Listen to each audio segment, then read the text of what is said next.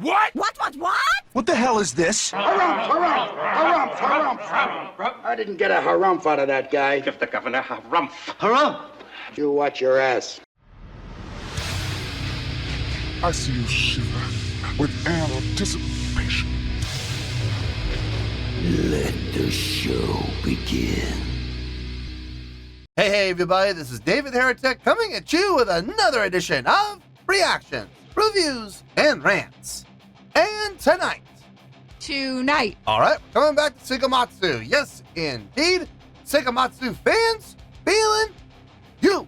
Come on now. Here we go. Before we go any further, for those of you who are feeling inclined to doing all the clicks and the likes and the bibbity-boobity bot, do me a favor, before you do all that stuff, please watch the whole video first, okay? Give me a chance to actually earn those clicks and likes. Now, after the video's done, if you still feel like doing all those clicks and likes, then by all means, feel free to click away. This comes as a request from Brett Parks, and this is actually Brett's prioritized request for the month of August for being a silver tier member on the Patreon page. So, here you go, Brett. Hope you enjoy the show, man. Brett wanted to see me react to this. It is Seikima-II with a tune called Sacrifice Scene. Now, have I heard this song before? No, I have not. To the best of my knowledge, this does not resonate with me in any way, shape, or form. However, there's always a possibility I may have heard the song in passing and I just don't realize it. So as always, if I start listening to the song and I suddenly go, wait a second, hold it, I recognize this song, I'll let you know. That's the truth. You know me, I'm going to be honest with you guys. Let's see, this was posted by Damon2, all right? And the video has 77,000 views. It'll get you there. Other than that, there's really nothing else left to say. Link to the original video will be down below in the video description for your viewing pleasure at your leisure. Let's get started. What do you say? Are you ready? Are you ready? Because here we go. All right, here we go. I have absolutely no idea what any of that says, other than the 720p. Look, this is the link that Brett gave me, so if we're not in the right place, don't blame me. Blame Brett. He's the one who gave you this link. All right, let's do this. All right, boy, let's do this.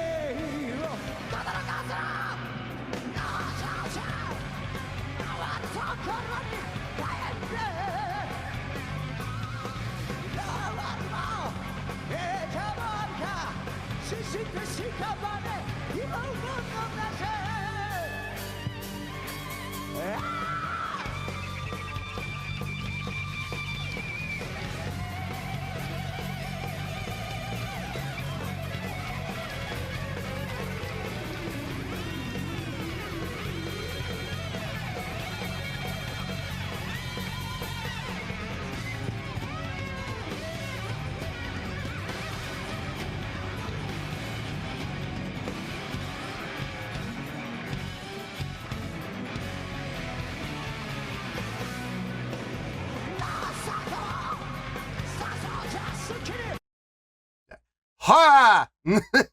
It's almost over. This is a short song. Holy cow. Okay. How long is this? 40 seconds. 26. So, wow, this is under 3 minutes and 20 seconds. Wow. Okay. I think it's 3:16. Okay, so I don't think it's the fastest song I've heard from Seikima-II, but it's one of the fastest. I'll say that. It is very straightforward. A lot of dependence on that double time feel. In the chorus, in particular, is where they really seem to kick it in. And through the entire guitar solo section as well. With the snares on the offbeats, on the ands, not on the downbeat. It's not a 1, 2, 3, 4. It's on and. And I've always said this, whenever you switch to a double time, there's two ways you can go. Snare placements on the downbeats, snare placements on the upbeats. If you're going to do the upbeats, it's going to be a little harder to follow. But the reason for that is because it's giving this illusion of push.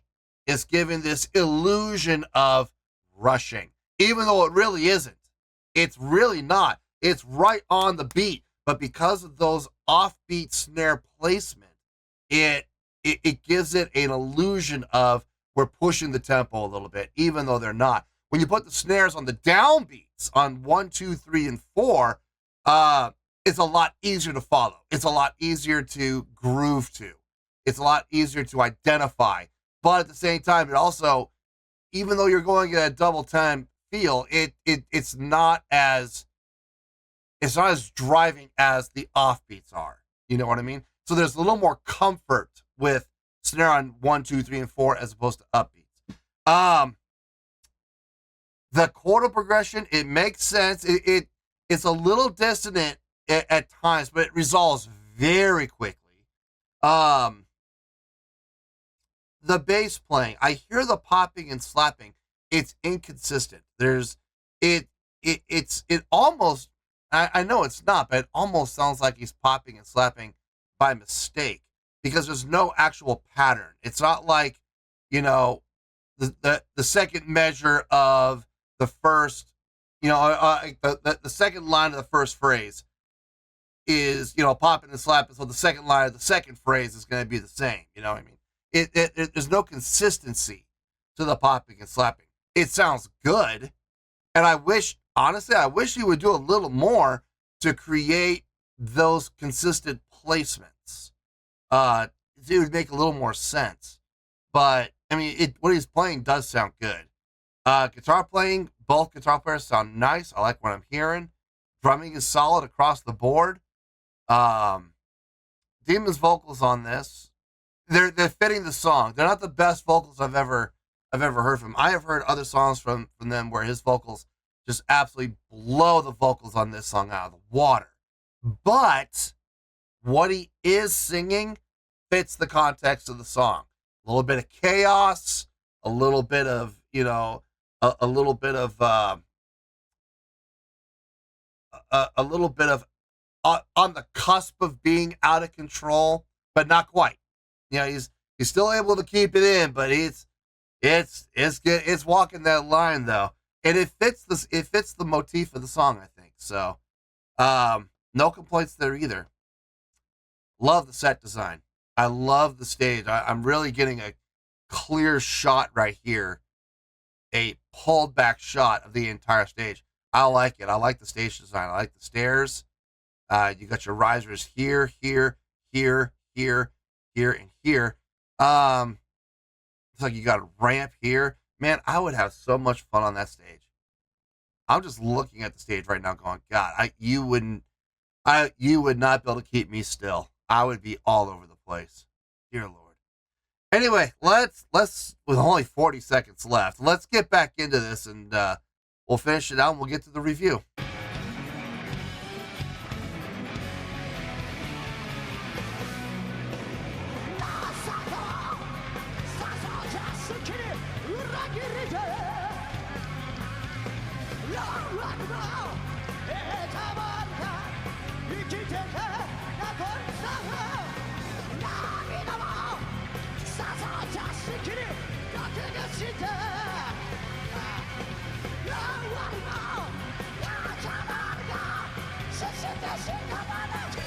Who's this dude with the megaphone?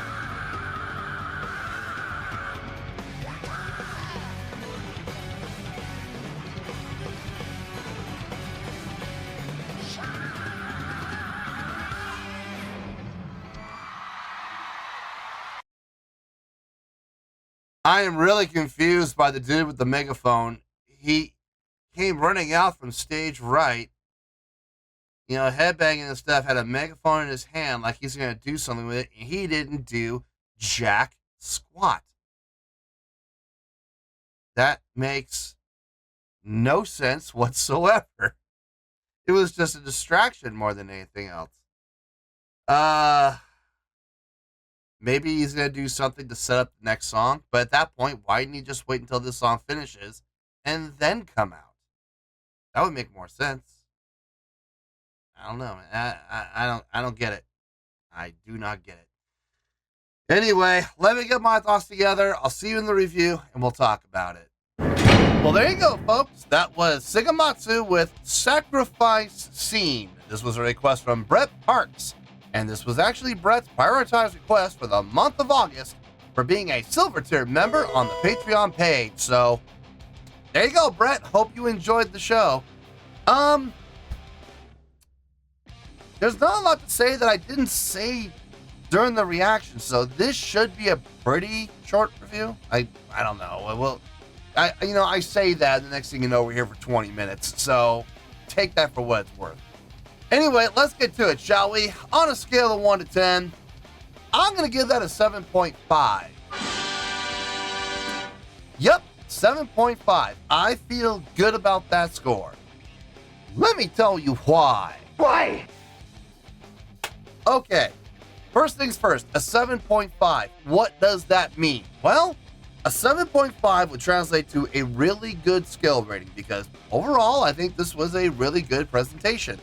It would also get 4 out of 5 stars and a B+ letter grade. So there you go, a 7.5, really good skill rating, 4 out of 5 stars, and a B+ letter grade. Now, how did I come up with that score? Ha ha ha! So glad you asked. Okay, while it may not be the most impressive song I've ever heard from Seikima-II, I will say it's one of the fastest songs I've ever heard from Seikima-II, both in tempo and in length of song. It is a short song. What was it? 3 minutes and 16 seconds? That's it? Wow, that's a fast song. On top of that, you had a very fast tempo to boot. The fast tempo is really what kind of centered the entire song, as far as keeping everything conducive. Everything was fast. Everything was fast. The guitar playing was fast. Bass playing was fast. The drumming obviously was fast. But even the direction of the song lent itself to a chaotic feel, just reinforced by the speed. Here's the thing. One of the key things that really kind of drew my attention were those unison lines. It happened I think it happened 3 times throughout the course of the entire song where guitar, bass, keyboard, and even drums came together and played the exact same riff at the exact same time. They were playing syncopated. And that lends itself to 2 completely contrasting directions, but at the same time, interlinking with each other. By playing those unison lines, with the speed they were playing them at, lent itself more to the chaos. But because they played them so tightly and so cleanly, it helped anchor things in. It helped bring things in, while still maintaining a chaotic feel. I dug those unison lines for that reason alone. I mean, don't get me wrong, those unison lines were not easy. I mean, it's not like they were, just going up and down a scale or something. Or it wasn't like they were just doing a pentatonic. No, they were moving around in different directions. So they had to do it all together at the exact same time, the exact same way, the exact same pacing, the exact same placement of every single rhythmic pattern. So, I mean, you have to tip the cap to them for playing that in a live setting as clean as they did. But at the same time, for me, more than anything, I mean, don't get me wrong, the technicality was nice, but what really got my attention was how it was chaotic and yet anchoring at the exact same time within the confines and within the conduciveness of this song. So I was like, that's really cool, man. I like how they made that happen. Musicianship wise across the board, everybody did a really good job. I didn't hear anything that stuck out like a sore thumb, other than the bass playing. The bass playing. Now, this is a point of contention. I'm a bass player myself, and when we're talking about popping and slapping. Usually, when you now I'm saying usually, there's always exceptions to every rule. But usually, as a bassist, when you're going to be doing popping and slapping in certain spots, you will find yourselves repeating that popping and slapping in those same spots. So when you're doing the same riff, and let's say you're gonna pop and slap on the end of 3 and on the end of maybe more than that, 2 and 3 and 4 and maybe so on the 2 and the end of 3 and the end of 4, like that kind of a pattern. You're gonna find yourself doing that on certain measures of every phrase. So let's say it's a 4-measure phrase. You'll do it on the 3rd measure. Why not? We'll just, for the sake of argument, I'm not saying that's what happened here, but for the sake of argument, you're going to do it on every 3rd measure of the phrase, right? So every time you repeat the phrase on the 3rd measure, you do it again. You repeat the phrase, you get to the 3rd measure, you do it again. And that creates a pattern. That creates a system. Now, we didn't hear any consistency within the bass players popping and slapping. At the very beginning, he did it like twice in a row, or 2 or 3 times in a row. Just nailed it off. And I was thinking, okay, we're going to be hearing some serious popping and slapping in the song. And then after that, he only popped and slapped, I think, a total of 4 times through the rest of the song. Always in different places. So I'm sitting here going, that's not exactly how he did it at the beginning, is it? And wait a minute, that's not where he did it last time. And they did it again. Wait a minute, that's in a completely different place. There was no pattern. There was no placement. And I feel personally, I feel a little cheated. I wish we could have gotten more of that popping and slapping, and I wish there had been more of an established pattern, which would have been setting up those popping and slapping moments. We didn't get that. And I was a little disappointed about that, if I'm being honest. I feel like it almost makes the popping and slapping sound like an accident. Now, is that a possibility? I mean, okay, look, anything's possible in this world, but I mean, I've been listening to these guys more than a few times on the channel. I've kind of gotten to know what they're about, and these guys don't make mistakes. I'm sorry, they just don't. So I don't believe for 1 second that was a mistake. Now, maybe it was, and you know, my expectations for them are just too high. You know, that's very possible, because my expectations for these guys are high. Make no mistake about it. But I don't know, man. So I just don't think that was a mistake. I don't know. Maybe he was experimenting with something, and maybe somebody got in his in-ears and said, hey, knock that off. You know, it's very possible. I don't know. But in any case, I really wish we had had more of the popping and slapping. As far as Demon's vocals, like I said during the reaction, his vocal style is very conducive to this style of song. I've heard him sing way better on other songs, way more impressively, a lot more attention to details like pitch and projection and support and, you know, proper enunciation. And this was just, a lot of this was just chaotic. Again, though, going along with the theme of the song, what he was vocalizing was conducive. So it fits. I'm not necessarily a big fan of it, but it absolutely fit. I would give the song on its own, if I'm being honest, I would give it about 7.2.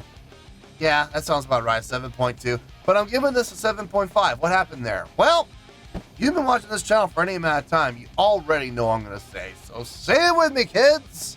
Say it out one time. A live show can help your score, or it can hurt your score. And in this case, it helped. Not a lot, but it helped. It did enough to get the job done and boost the score up a bit. Stage presence, yeah, check. They always have that. Stage energy, yeah, a lot of it. They were moving around quite a bit. Stage interaction, I saw a couple of moments where it was done kind of casually. I see much better stage interaction from them than this. So it's getting a check, but it's getting a weak check. Crowd interaction, this was surprising. It was there, but it was weak. A lot weaker than I'm used to seeing from them. I'm used to seeing quite a bit of crowd interaction from these guys. I saw, I think, 2 moments in total where Demon even acknowledged the crowd.